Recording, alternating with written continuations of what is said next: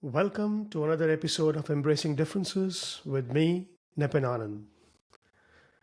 In this podcast, I would like to make people aware of the power of slogans, how important it is for us to pay attention to these binary and absolute slogans that we are being exposed to each day, every day. And what is the unconscious power of these slogans? And let's take a look at that. And I will share a story with you. So, these binary and absolute slogans, you have to listen to them very, very carefully. They are meant to make us numb and dumb.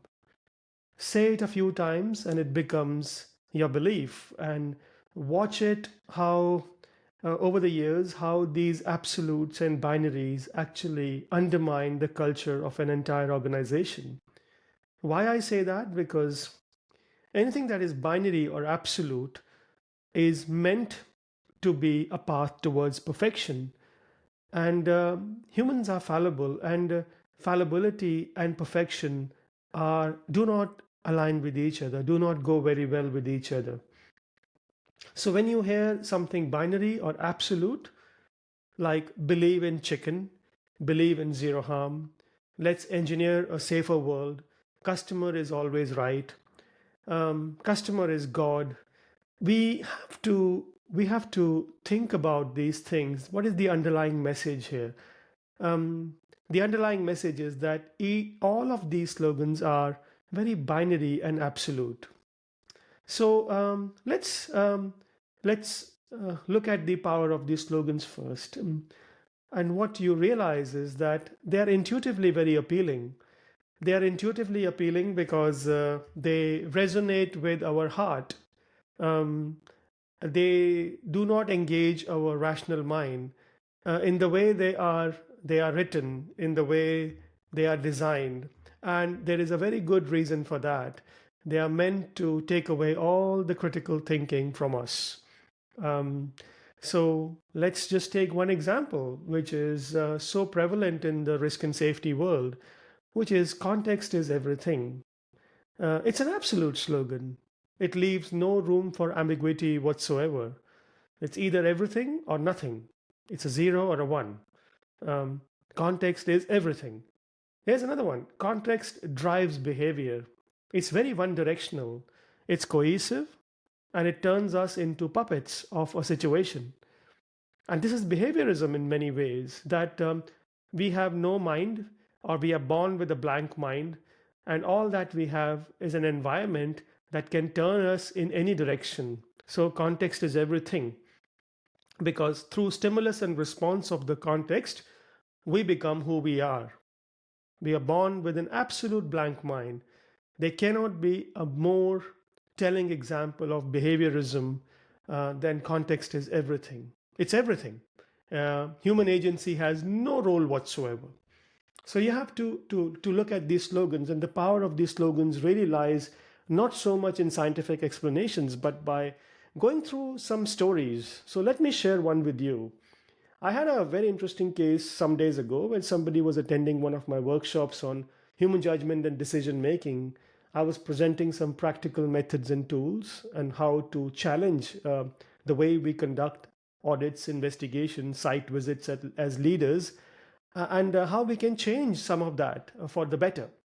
But it seems that my ideas did not go well for this person.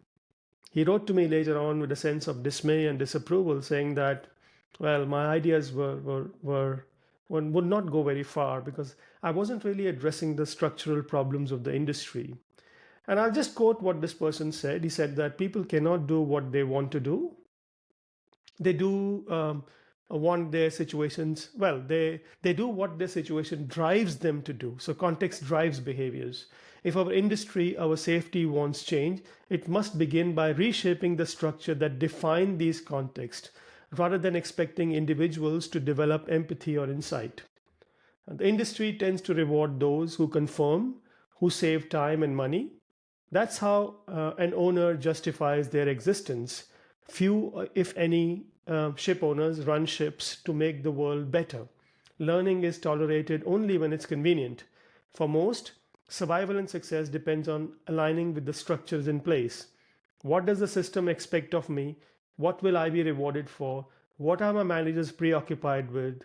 There are few who can afford to reject these constraints and pursue a different path. Most of us adapt to the incentives before us just enough to keep life going.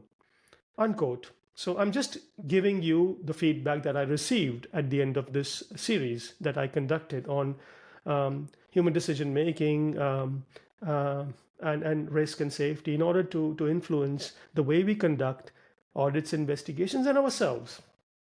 So I am trained in a discourse analysis, and I look at the discourse or the language very carefully. And the question that I tend to ask, or we tend to ask in all discourse analysis, is this: that in this discourse, in this language, in this narrative, who has the power and who is made powerless? So as you listen to this feedback, one thing that becomes very, very clear is that situation, structure, context, and system, they have the power.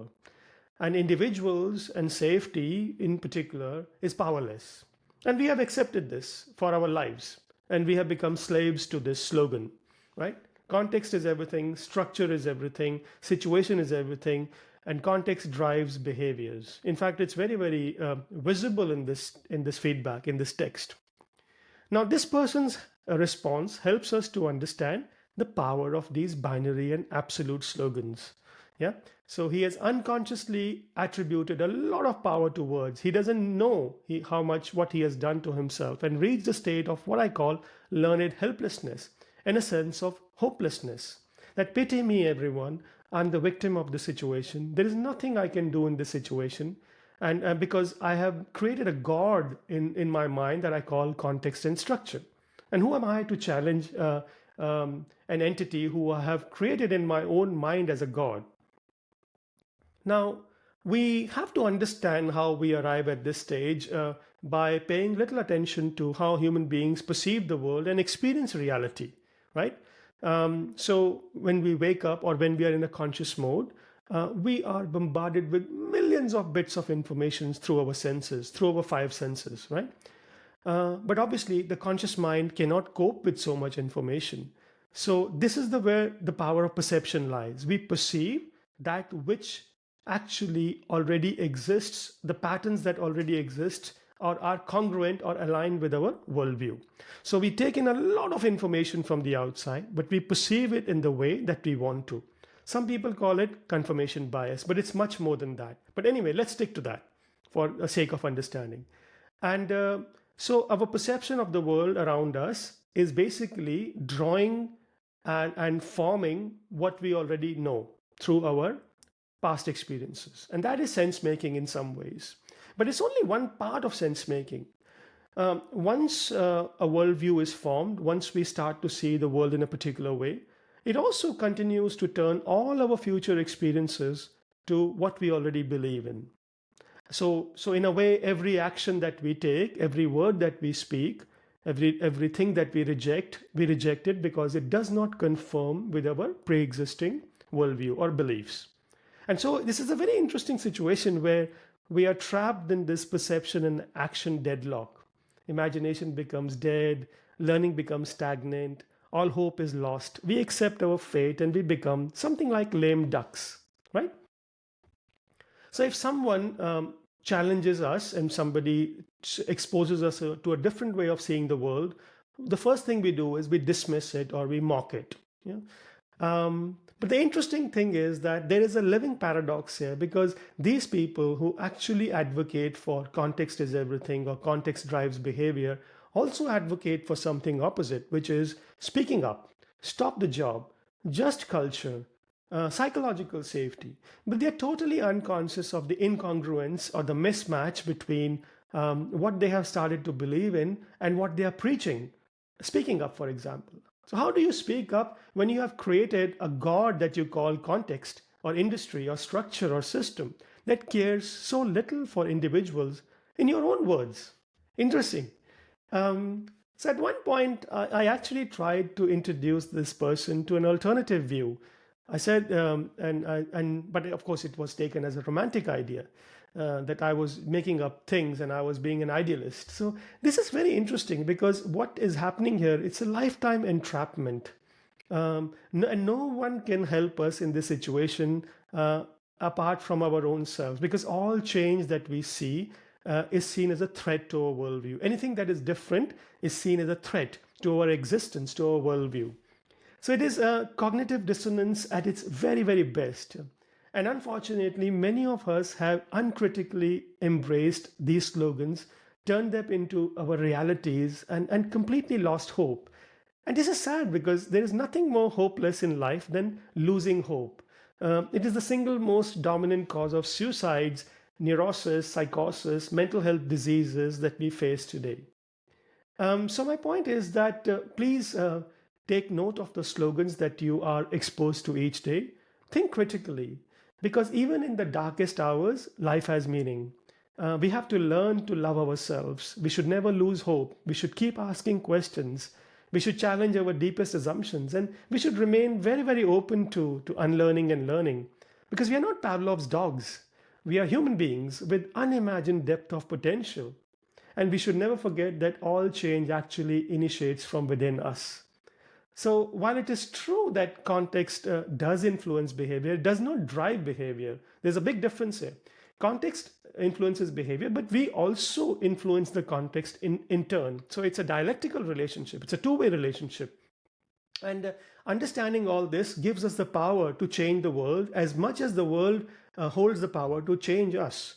And I think this is very, very important to understand. So the key message here is to be very careful of the words that we speak and the slogans that we come to believe, because these things have incredible amount of power, much more than we can imagine.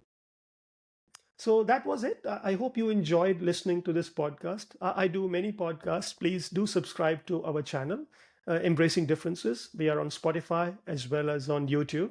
And if you find them helpful, sign up to one of our programs. Why not? Come along. I do so many events, so many courses, so many programs. I give away a lot of stuff for free if you are interested in learning. So I hope to see you someday in the future, either at one of our in-person events or on one of our online sessions. There's a lot you can see on LinkedIn. I'm quite active there. So throw in a question, come along, and we will learn with each other. I hope you enjoyed it. Thank you very much for listening.